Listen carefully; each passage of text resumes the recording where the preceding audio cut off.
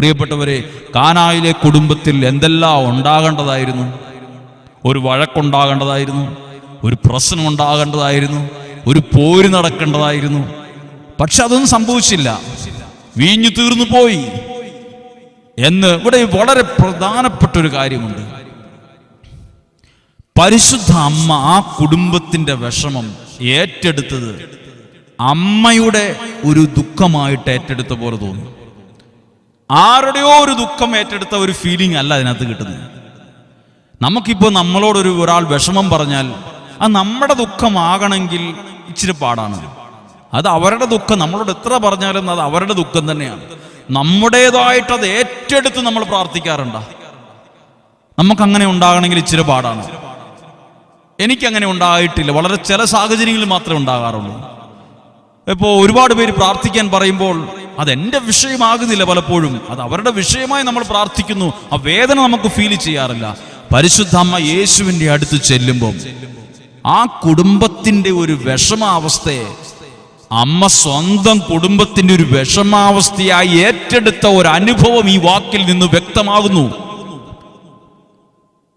പ്രിയപ്പെട്ടവരെ, എൻ്റെയും നിങ്ങളുടെയും കുടുംബങ്ങളിൽ ചില വേദനകളുണ്ടാകാം, ഇല്ലായ്മകളുണ്ടാകാം, വിഷമങ്ങളുണ്ടാകാം. പരിശുദ്ധ അമ്മ അത് ഏറ്റെടുക്കുന്നത് ആരുടെയോ ഒരു കുടുംബത്തിന്റെ വിഷമമായി ദൈവകരങ്ങളിൽ എത്തിക്കുകയല്ല. അത് പരിശുദ്ധ അമ്മ നിങ്ങളുടെ കുടുംബത്തിന്റെ വേദന, അമ്മയുടെ വേദന എന്ന പോലെ ഏറ്റെടുക്കും. എന്നിട്ട് അത് യേശുവിന്റെ അടുത്തെത്തിക്കുമെന്ന് ദൈവവചനം പ്രസ്താവിക്കുന്നു. ദൈവവചനം അങ്ങനെയാണ് പഠിപ്പിക്കുന്നത്.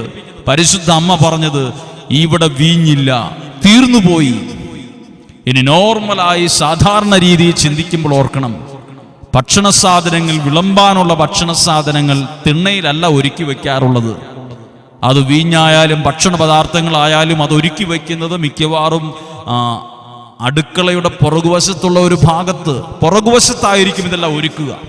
വിളിക്കപ്പെട്ടവരും ക്ഷണിക്കപ്പെട്ടവരും ഒക്കെ ഇരിക്കുന്നത് അടുക്കള ഭാഗത്തല്ല, തിണ്ണ ഭാഗത്തും മുറികളിലും അതിൻ്റെ മുമ്പിൽ ഒരുക്കപ്പെട്ട പന്തലിൻ്റെ താഴെയുമൊക്കെയാണ്. ഭക്ഷണ പദാർത്ഥങ്ങൾ ഏതെങ്കിലും തീർന്നു പോയാൽ ആദ്യം അറിയേണ്ടത് അതുമായി ബന്ധപ്പെട്ടവരാണ്.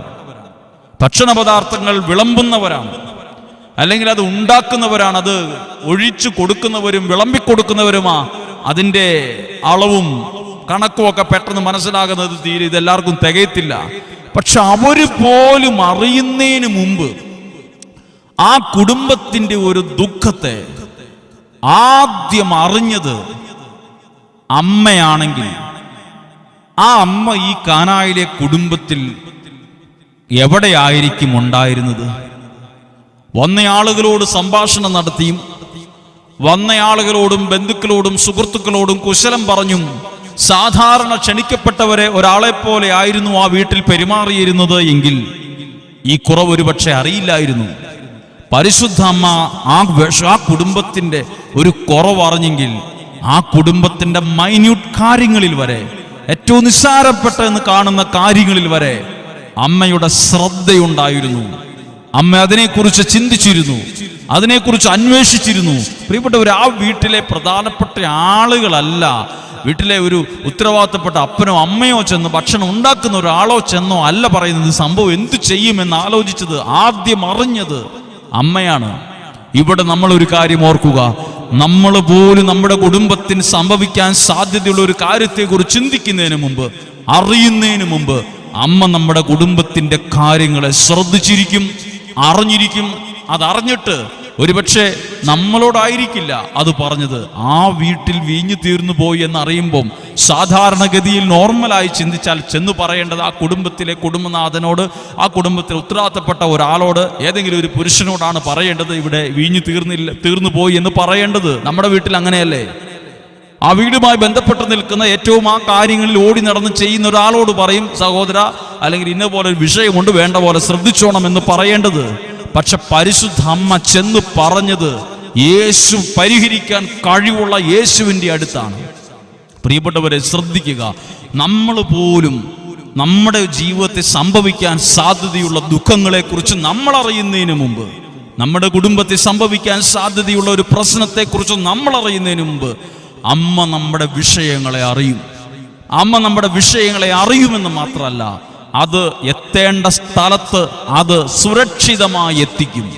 അതൊരു കേടും ഒരു ദോഷവും വരാത്ത വിധത്തിലെത്തിക്കും. അത് ഒരുപാട് പേരോട് പറഞ്ഞ് ഒരു സംഭവമാക്കാതെ എത്തിക്കും. നമ്മളൊക്കെ ചില കാര്യങ്ങൾ എത്തിക്കുമ്പം അത് അവിടെ ഇവിടെയൊക്കെ ലീക്കായി പോകും. നമ്മൾ ചില കാര്യങ്ങൾ ചില സ്ഥലത്ത് സേഫായിട്ട് എത്തിക്കാമെന്ന് പറഞ്ഞാലും അത് അവിടെ ഇവിടെയൊക്കെ അറിയാതെ പറഞ്ഞു പോകും. പക്ഷെ പരിശുദ്ധ അമ്മയുടെ ഒരു കെയർ, ഒരു പ്രത്യേക ശ്രദ്ധ നോക്കുക, അതെവിടെ ലീക്കായിട്ടില്ല. അത് ആ വീട്ടിൽ ഭക്ഷണത്തിന് വന്നിരുന്നവർ മുഴുവൻ അറിയാൻ മാത്രമുള്ള ഒരു സംഭവമാക്കി മാറ്റിയില്ല. അത് യേശുവിനോട് മാത്രം പറഞ്ഞു. പ്രിയപ്പെട്ടവരെ, നമ്മുടെ കുടുംബത്തിൻ്റെ വിഷയങ്ങൾ, വിഷമങ്ങൾ, തീർന്നുപോയ സംഭവങ്ങൾ, യാഥാർത്ഥ്യങ്ങൾ, അത് എവിടെയും പരിശുദ്ധ അമ്മയുടെ മാധ്യസ്ഥം വഴിയാണ് പ്രാർത്ഥിക്കുന്ന ഒരു വ്യക്തിക്ക് അവർ പോലും അതിൻ്റെ ആഴം അറിയുന്നതിന് മുമ്പ് അവരുടെ ജീവിതത്തിൽ, അവരുടെ സാഹചര്യങ്ങളിൽ ദൈവം അത് എത്തിക്കും. അതെവിടെ ലീക്കായി പോകില്ല, അത് സുരക്ഷിതമായി എത്തിക്കും. അത്രയും വിലപ്പെട്ട ഒരു മാധ്യസ്ഥം പരിശുദ്ധ അമ്മയുടെ മാധ്യസ്ഥത്തിനുണ്ട്. പരിശുദ്ധ അമ്മയുടെ മാധ്യസ്ഥത്തിന് ഉണ്ട്. പ്രിയപ്പെട്ടവരെ, ശ്രദ്ധിക്കുക. പരിശുദ്ധ അമ്മയുടെ മാധ്യസ്ഥം കാനായിലെ കുടുംബത്തിൽ വിശുദ്ധ യോഹന്നാന്റെ സുവിശേഷത്തിൽ 2-ാം അധ്യായത്തിന്റെ 1 മുതൽ 12 വരെ വാക്യങ്ങളിൽ മാത്രമല്ല, പ്രാർത്ഥിക്കുന്ന നിങ്ങളുടെ ജീവിതത്തിലും ഇതുണ്ട്. നിങ്ങളുടെ ജീവിതത്തിന്റെ ഈ 2-ാം അധ്യായത്തിലും ഈ അമ്മയുടെ മാധ്യസ്ഥമുണ്ട്. നിങ്ങളുടെ പ്രാർത്ഥനാ നിയോഗത്തിന്റെ 2-ാം അധ്യായത്തിലും അമ്മയുടെ മാധ്യസ്ഥമുണ്ട്. നിങ്ങളുടെ വിഷമങ്ങൾ അനുഭവിക്കുന്ന ഈ പ്രതിസന്ധികളുടെ, ഈ കഷ്ടപ്പാടിന്റെ, ഈ കുഴഞ്ഞു മറിഞ്ഞ, ഈ താളം തെറ്റിയ സാഹചര്യങ്ങളുടെ മേലും ഈ യോഹന്നാന്റെ സുവിശേഷം 2-ാം അധ്യായത്തിന്റെ മാധ്യസ്ഥ ശക്തി കിടപ്പുണ്ട്. നിങ്ങളുടെ ഭാവിയെക്കുറിച്ചുള്ള നിങ്ങളുടെ ഉത്കണ്ഠകളോടുകൂടിയുള്ള പ്രാർത്ഥനാ നിയോഗങ്ങളുടെ മേൽ ഈ 2-ാം അധ്യായത്തിന്റെ മാധ്യസ്ഥം കിടപ്പുണ്ട്. ഈ 2-ാം അധ്യായത്തിൽ എന്തൊക്കെ സംഭവിച്ചോ അതേ കാര്യങ്ങൾ എന്റെയും നിങ്ങളുടെയും ജീവിതത്തിൽ സംഭവിക്കും. ദൈവം അരുളി ചെയ്ത കാര്യങ്ങൾ നിറവേറുമെന്ന് വിശ്വസിക്കുക. അമ്മയെപ്പോലെ ഈ വചനം ഇന്നും നടക്കുന്ന ഒരു യാഥാർത്ഥ്യമാണെന്ന് വിശ്വസിക്കുക. പ്രിയപ്പെട്ടവരെ, പരിശുദ്ധ അമ്മയുടെ മാധ്യസ്ഥം ചെല്ലുമ്പം യേശു ആ വീട്ടിൽ ചെയ്യുന്നത്, യേശു ആ വീട്ടിൽ ചെന്നത് കൽഭരണികളിൽ വെള്ളം നിറയ്ക്കാനാണ് പറഞ്ഞത്. വെള്ളം നിറയ്ക്കാനാണ് പറഞ്ഞത്. വീഞ്ഞു തീർന്നു പോകുമ്പോ വെള്ളം നിറയ്ക്കുക രണ്ടും 2 കാര്യമല്ലേ? വെള്ളവും വീഞ്ഞും തമ്മിൽ ബന്ധമേ ഇല്ല. കാരണം വെള്ളത്തിൽ നിന്നല്ല വീഞ്ഞുണ്ടാക്കുന്നത്, മുന്തിരിയിൽ നിന്നാണ്. വീഞ്ഞു തീർന്നു പോകുമ്പോൾ വീഞ്ഞുള്ള സ്ഥലത്തുനിന്ന് മേടിക്കുക, അല്ലെങ്കിൽ വായ്പ മേടിക്കുക, അല്ലെങ്കിൽ അതുമായി ബന്ധപ്പെട്ട പ്രവൃത്തിയാണ് ചെയ്യേണ്ടത്. വീഞ്ഞു തീർന്നു പോകുമ്പം ആരും കുളത്തിലെയോ കിണറ്റിലെയോ ഒന്നും വെള്ളമല്ല കൊണ്ടുവന്ന് നിറയ്ക്കുന്നത്, വീഞ്ഞു തന്നെയാണ്. കാരണം വെള്ളത്തിൽ നിന്ന് ഈ ലോകത്തിലെ ഒരാൾ പോലും വിചാരിച്ചാലും, നിങ്ങൾ എത്ര സ്വാധീനവും പണവും ഉള്ളത് നിങ്ങൾ വിചാരിച്ചാലും, നിങ്ങൾക്ക് ഒരു തുള്ളി വെള്ളത്തിൽ നിന്ന് അല്പം പോലും വീഞ്ഞുണ്ടാക്കാൻ നിങ്ങൾക്ക് സാധിക്കില്ല. രണ്ടും 2 പദാർത്ഥമാണ്, രണ്ടും 2 യാഥാർത്ഥ്യങ്ങളാണ്, വെള്ളവും വീഞ്ഞും. പക്ഷെ യേശു ഈ കുടുംബത്തിൽ വീഞ്ഞു തീർന്നു പോയപ്പം യേശു അവിടെ വെള്ളം കോരാൻ പറഞ്ഞു. അവർ വെള്ളം കോരി. ഓർക്കുക, വെള്ളം പ്രത്യേകമായി ആ വീട്ടിൽ സൂക്ഷിച്ചിരുന്ന അരിച്ച് കരടെല്ലാം മാറ്റി പ്രത്യേകമായി ഒരുക്കപ്പെട്ടൊരു മിനറൽ വാട്ടർ പോലെ, കുപ്പിയിൽ വരുന്ന വെള്ളം പോലെ കാണുമ്പോൾ തന്നെ നല്ല തിളങ്ങുന്ന ചില്ല് പോലുള്ള വെള്ളമൊന്നും അല്ല എടുക്കാൻ പറഞ്ഞത്. വെള്ളം കോരാൻ പറഞ്ഞു, വെള്ളം നിറയ്ക്കാൻ പറഞ്ഞത് മിക്കവാറും കിണറ്റിലെയോ കുളത്തിലെയോ, ആ വീടും അവർ വീട്ടാവശ്യത്തിന് ഉപയോഗിക്കുന്ന സാധാരണ ഒരു കുളത്തിൽ നിന്നോ കിണറ്റിൽ നിന്നോ ഒക്കെ കോരാനാ പറഞ്ഞത്. ആ വെള്ളത്തിന് ചില പ്രത്യേകതയുണ്ട്. അത് സാധാരണ വെള്ളമാണ്. അതിനകത്ത് ഉറുമ്പും കമ്പും കരടും ചെളിയുടെ അംശവും പുല്ലിന്റെ അംശവും ഒക്കെയുള്ള സാധാരണ വെള്ളമാണ്. അതാണ് കോരാൻ പറഞ്ഞത്. ആ വെള്ളത്തെയാണ് യേശു മനുഷ്യന്റെ ചിന്തയിൽ പോലും കൊണ്ടുവരാൻ കഴിയാത്ത വിധത്തിൽ അമ്മയുടെ മാധ്യസ്ഥം വഴി അവിടെ ഒരു അത്ഭുതം നടക്കുന്നത്. അവിടെ ഒരു അത്ഭുതം നടക്കുന്നത്, അവിടെ ഒരു പ്രത്യേകതയുണ്ട്. ആ വെള്ളത്തിലുള്ള, ആ വെള്ളത്തെ വീഞ്ഞാക്കാൻ യേശു എന്തെല്ലാം കാര്യങ്ങൾ പരിഗണിച്ചില്ല. ആ വെള്ളത്തിലുള്ള ചെളിയുടെ അംശത്തെ പരിഗണിച്ചില്ല. ആ വെള്ളത്തിലുള്ള കരടിനെ പരിഗണിച്ചില്ല. ആ വെള്ളത്തിലുള്ള കരട്, ഉറുമ്പ്, അല്ലെങ്കിൽ അങ്ങനെയുള്ള നമുക്കറിയാം കമ്പും കോലും ചെളിയുടെ അംശവും പുല്ലിന്റെ അംശവും ഒക്കെ ആ വെള്ളത്തിൻ്റെ ഉണ്ട്. കരടുകളുണ്ട്, കാണാൻ പാകത്തിന് കരടുകളുണ്ട്. പക്ഷെ അവിടെ ഒരു അത്ഭുതമാക്കി ഈ വെള്ളത്തെ വീഞ്ഞാക്കാൻ യേശു പരിഗണിച്ചില്ല കുറെ കാര്യത്തെ. നമ്മൾ ചിന്തിക്കില്ലേ, നമ്മുടെ ഇന്ന കുറവ് കൊണ്ട് നമ്മുടെ വീട്ടിൽ ഒന്നും നടക്കത്തില്ല, നമ്മുടെ പ്രാർത്ഥനയുടെ കുറവ് കൊണ്ട് ഇവിടെ ഒന്നും സംഭവിക്കാൻ സാധ്യതയില്ല. നമ്മുടെ ജീവിതത്തിൽ എന്തെല്ലാം കുറവുകൾ ജീവിതത്തോട് പറ്റിച്ചേർന്ന് കിടപ്പുണ്ടെങ്കിലും ജീവിതത്തെ അത്ഭുതമാക്കുന്ന സമയത്ത് ദൈവം നിങ്ങളുടെ കുറവിനെ പരിഗണിച്ചുകൊണ്ടിരിക്കില്ല. നിങ്ങളുടെ കുറവിനെ പരിഗണിക്കുകയല്ല ദൈവം ചെയ്യുന്നത്, നിങ്ങളുടെ കുറവുകളെ നിലനിർത്തിക്കൊണ്ട് തന്നെ നിങ്ങളുടെ ജീവിതത്തെ അത്ഭുതമാക്കും. ആ വെള്ളത്തെ അരിച്ചു പെറുക്കി വേറൊരു പാത്രത്തിലേക്ക് മാറ്റി അവിടെ ഒരു അത്ഭുതമാക്കുന്ന ഒരു പ്രോസസ്സ് ഒന്നും നടന്നിട്ടില്ല. അവിടെ ആകെ നടന്ന പ്രോസസ്സ് ആ വെള്ളം കോരി അതിൽ വക്കോളം നിറച്ചു എന്ന പ്രോസസ്സ്, ഒരു പ്രക്രിയ മാത്രമേ നടന്നിട്ടുള്ളൂ. അതിനകത്ത് എന്നെ വളരെ സ്വാധീനിച്ച ഒരു കാര്യമുണ്ട്. ആ വെള്ളത്തിന്റെ കരടിനെയോ ചെളിയുടെ അംശത്തെയോ ഒക്കെ അതിനെ മൈൻഡ് ചെയ്യാത്ത, പരിഗണിക്കാത്ത നമ്മളാണ് ചിന്തിക്കില്ലേ, ആ കരടെടുത്ത് മാറ്റ്, ആ കല്ലെടുത്ത് മാറ്റ്, ആ വെള്ളം വേണ്ട, അത് മറിച്ച് കള, പുതിയത് കോര്, നന്നായിട്ട് ചെയ്യ്, നമ്മളെന്തെല്ലാം ഡിമാൻഡുകൾ അവിടെ വച്ചേനെ. പ്രിയപ്പെട്ടവരെ, നിങ്ങളുടെ കുടുംബത്തെ ദൈവം നോക്കുമ്പം, നിങ്ങളുടെ ജീവിതത്തോട് നിങ്ങൾ തന്നെ നിങ്ങളുടെ ജീവിതത്തെ ആത്മശോധന ചെയ്യുമ്പം നിങ്ങൾ ചിലപ്പോൾ ചിന്തിക്കും, എൻ്റെ വീട്ടിലെ ഇന്നയാളുടെ കുറവ് കൊണ്ടായിരിക്കും ഈ വീട്ടിൽ ഒരു അനുഗ്രഹവും വരാത്തത്, അല്ലെങ്കിൽ ഇന്ന വീടിൻ്റെ ഇന്ന ആളുടെ ഒരു പ്രാർത്ഥന കുറവ് കൊണ്ടായിരിക്കും ഇവിടെ അത്ഭുതങ്ങളൊന്നും നടക്കാത്തത്. പ്രിയപ്പെട്ട ഒരു അമ്മയുടെ മാധ്യസ്ഥം നിങ്ങളുടെ കുടുംബത്തിൽ ലഭിക്കുമ്പോൾ നിങ്ങളുടെ ജീവിതത്തോട് ചേർന്ന 100 കണക്കിന് കുറവുകളുണ്ടെങ്കിലും നിങ്ങളുടെ കുടുംബത്തോട് ചേർത്ത് വയ്ക്കുമ്പോൾ പലരും പറഞ്ഞു വച്ച പല കാര്യങ്ങളും നിങ്ങളുടെ ജീവിതത്തിലും കുടുംബത്തിലും കിടപ്പുണ്ടെങ്കിലും നിങ്ങളുടെ ജീവിതത്തെ ദൈവം ആ ഒരു കാര്യങ്ങൾ പരിഗണിക്കാതെ അതിനെ നിലനിർത്തിക്കൊണ്ട് തന്നെ ഒരത്ഭുതത്തെ കൊണ്ടുവരാൻ ദൈവത്തിന് സാധിക്കും. പറയുന്ന എന്നിലും കേൾക്കുന്ന നിങ്ങളിലും ഈ വെള്ളത്തെപ്പോലെ ഒരുപാട് കരടും ഒരുപാട് ചെളിയുടെ അംശവും ചേർന്ന വെള്ളമാണ് ദൈവം യേശു വീഞ്ഞാക്കി മാറ്റിയതെങ്കിൽ ജീവിതത്തെ ദൈവം അത്ഭുതമാക്കില്ലേ?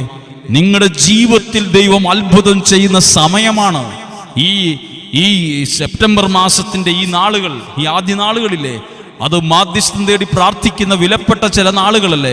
നിങ്ങൾ അതിനുവേണ്ടി ചില ഒരുക്കങ്ങൾ നിങ്ങളുടെ വീടുകളിൽ നടത്തിയിട്ടില്ലേ? നിങ്ങൾ വ്യക്തിപരമായ ജീവിതത്തിൽ അതിൻ്റെ പേരിൽ ചില ത്യാഗങ്ങൾ എടുത്തിട്ടില്ലേ?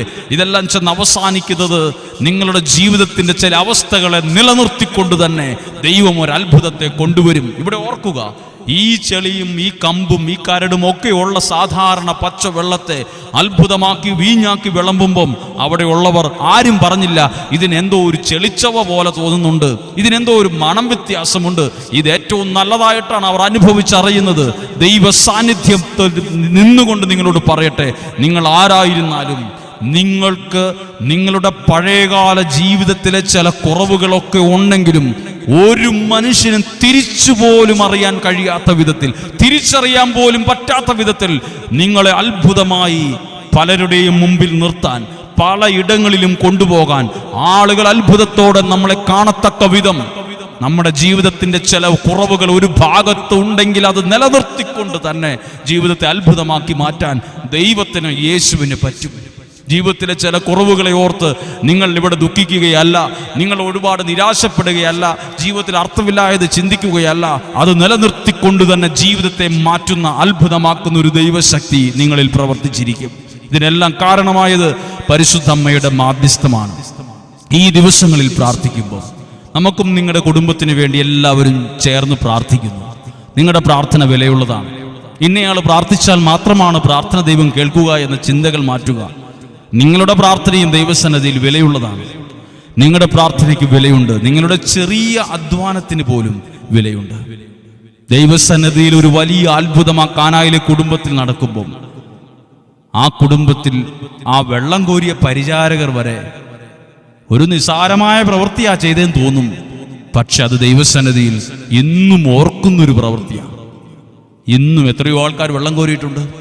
പക്ഷെ ദൈവത്തിൻ്റെ വാക്കനുസരിച്ച് ചെയ്ത നിസ്സാരമായ ആ വെള്ളം കോരിയ പ്രവൃത്തി പോലും, ആ കൽഭരണിയിൽ നിറച്ച പ്രവൃത്തി പോലും 2021 പോലും അനുസ്മരിക്കപ്പെടുന്നു.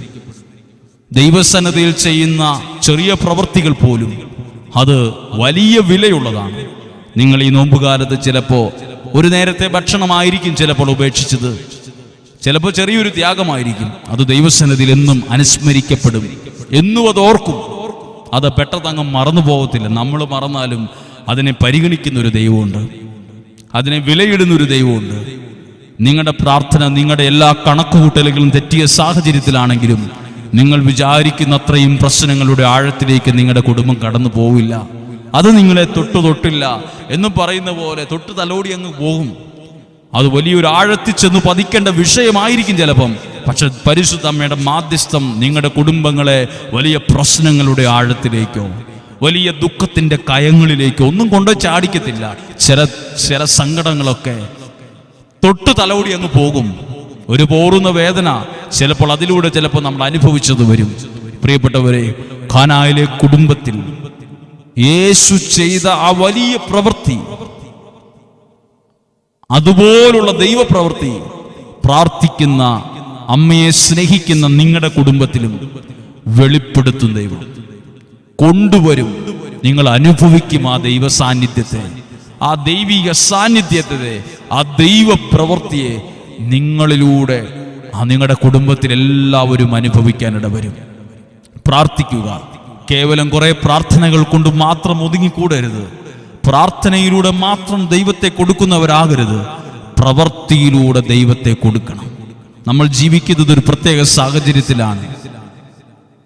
ഒരുപാട് ധ്യാനകേന്ദ്രങ്ങളും പ്രാർത്ഥനാലയങ്ങളും പ്രാർത്ഥനക്കാരും ഒക്കെയുള്ള ഒരു നിറഞ്ഞു നിൽക്കുന്ന ഒരു ലോകത്തിലാണ് ജീവിക്കുന്നതും, ഒരു കേരളത്തിലാണ് നമ്മൾ ജീവിക്കുന്നതും. എന്നാലും ഒന്നിനൊന്നിന് പ്രശ്നങ്ങളും പ്രതിസന്ധികളും ദൈവത്തെ അറിയാത്ത ദശലക്ഷക്കണക്കിന് ആളുകൾ ഇപ്പോഴും ഉണ്ട്. പ്രിയപ്പെട്ടവരെ, ശ്രദ്ധിക്കുക. വാക്കിലൂടെ മാത്രമല്ല ദൈവത്തെ നമ്മൾ ഇനി കൊടുക്കേണ്ടത്, പ്രവൃത്തിയിലൂടെയാണ്. പ്രവൃത്തിയിലൂടെ ഒരുപാട് തരത്തിൽ ദൈവത്തെ കൊടുക്കാൻ കഴിയും. ഒരുപാട് രീതിയിൽ ദൈവത്തെ കൊടുക്കാൻ കഴിയും. നിങ്ങൾക്ക് തേങ്ങ പറിക്കുമ്പോൾ 10-200 തേങ്ങ കിട്ടുമെങ്കിൽ അതിലൊരു 5-10 എണ്ണം ഇതാ നിങ്ങളുടെ വീടിൻ്റെ സമീപത്ത് തേങ്ങ വിലയ്ക്ക് മേടിച്ച് അത് ഭക്ഷണത്തിന് അരച്ചു ചേർക്കുന്ന ആൾക്കാരുണ്ടാവും. 5-10 എടുത്ത് സന്തോഷത്തോടെ ദൈവത്തിൻ്റെ നാമത്തെ പ്രതി ഇരിക്കട്ടെ, നിങ്ങൾക്ക് നിങ്ങളുടെ ആവശ്യങ്ങൾക്ക് ഇത് ഉപയോഗിക്കുക, തൽക്കാലം ഞങ്ങൾക്ക് വേണ്ടി പ്രാർത്ഥിക്കാൻ, ദൈവം വലിയവനല്ലേ എന്നൊക്കെ പറയുമ്പം കൊടുക്കുന്നത് 10 തേങ്ങയാണേലും 5 തേങ്ങയാണേലും അവരുടെ മനസ്സിൽ നിങ്ങൾ അറിയാതെ കൊണ്ടുപോയി കൊടുക്കുന്ന ഒരു ദൈവീകമായൊരു സ്നേഹമുണ്ട്, ഒരു ദൈവ പ്രവൃത്തിയുണ്ട്. വാക്കിലൂടെ നിങ്ങൾ പ്രാർത്ഥിക്കണം, ഞങ്ങൾ പ്രാർത്ഥിക്കുന്നുണ്ട്, അത് മാത്രം പോരാ. പ്രവൃത്തിയിലൂടെ ദൈവത്തെ കൊടുക്കണം. നിങ്ങൾക്ക് 10,000 രൂപ ശമ്പളമുള്ള ഒരു ജോലിയുണ്ട്. മാസത്തിൽ 500 രൂപ നിങ്ങൾക്ക് മാറ്റിവെക്കാൻ കഴിഞ്ഞാൽ, അല്ലെങ്കിൽ 2 മാസം കൂടുമ്പോൾ 1000 രൂപ മാറ്റിവെച്ച് നിങ്ങളുടെ കൺവട്ടത്ത് താമസിക്കുന്ന ഏതെങ്കിലും ഒരു നേരത്തെ ആഹാരത്തിന് വേണ്ടി കഷ്ടപ്പെടുന്ന കൂലിവേലയ്ക്ക് പോകുന്ന ആരെങ്കിലും ഉണ്ടെങ്കിൽ നിങ്ങൾക്ക് ആത്മീയമായി അങ്ങനെയുള്ള കുടുംബങ്ങളെ ദത്തെടുക്കണം. ആത്മീയമായ കുടുംബങ്ങളെ അങ്ങനെയുള്ളവർ ചേർത്ത് നിർത്തണം. നിങ്ങൾ സാമ്പത്തികമായുള്ളവരാണ്. നിങ്ങൾക്കൊരാൾ കാനഡയിലുണ്ട്, ഒരാൾ അമേരിക്കയിലുണ്ട്, ഒരു UK യിലുണ്ട്. നിങ്ങൾക്ക് ഇഷ്ടം പോലെ സമ്പത്തുണ്ട്. ബാങ്ക് അക്കൗണ്ടിൻ്റെ ആ ഒരു എണ്ണമല്ല, ബാങ്ക് ബാലൻസിൻ്റെ ആ പണമല്ല കൂട്ടേണ്ടത്.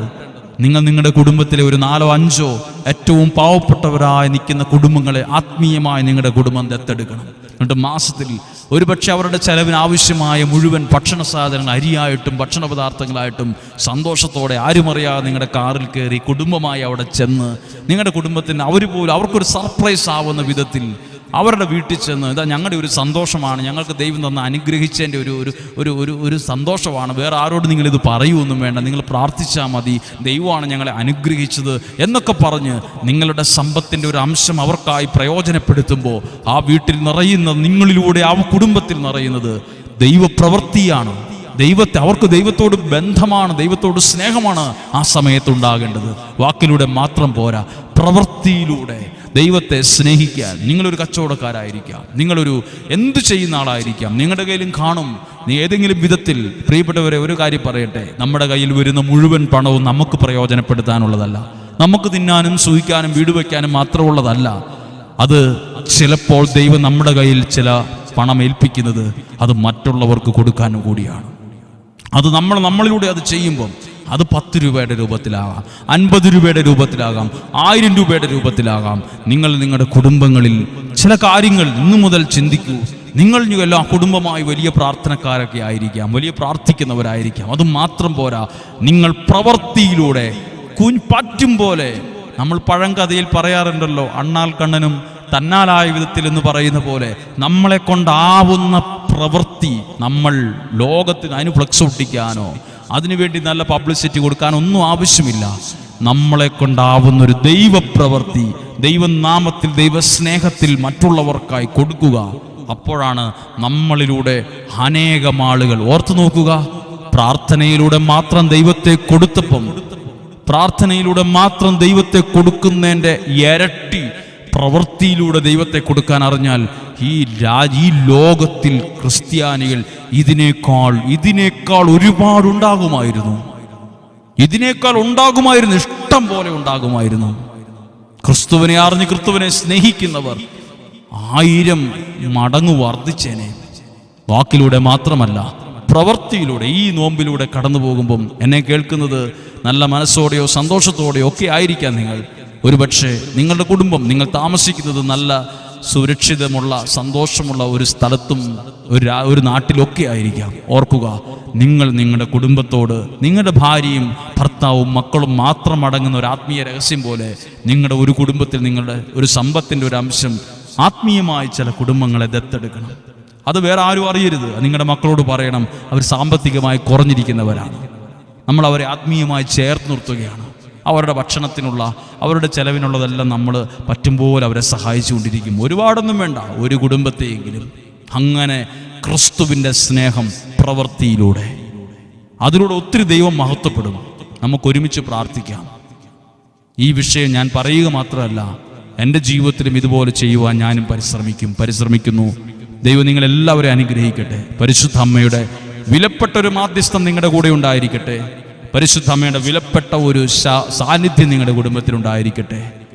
പരിശുദ്ധ അമ്മയിലൂടെ നിങ്ങളുടെ കുടുംബത്തിലൊരു ദൈവപ്രവൃത്തി വെളിപ്പെടട്ടെ. ദൈവപ്രവൃത്തി, അതിനായി പരിശുദ്ധാത്മാവ് നമ്മെ സഹായിക്കട്ടെ. ഈ ദിവസങ്ങൾ, ഈ നോമ്പ് ദിനങ്ങൾ എല്ലാം ദൈവത്തിൻ്റെ അനുഗ്രഹത്താൽ നിറയുന്ന, നിലനിൽക്കുന്ന ഒരു സന്തോഷം അനുഭവിക്കുന്ന ഒരു നല്ല സമയമാകട്ടെ. എല്ലാവർക്കും വേണ്ടി ദൈവകൃപയിൽ പ്രാർത്ഥിക്കുന്നു.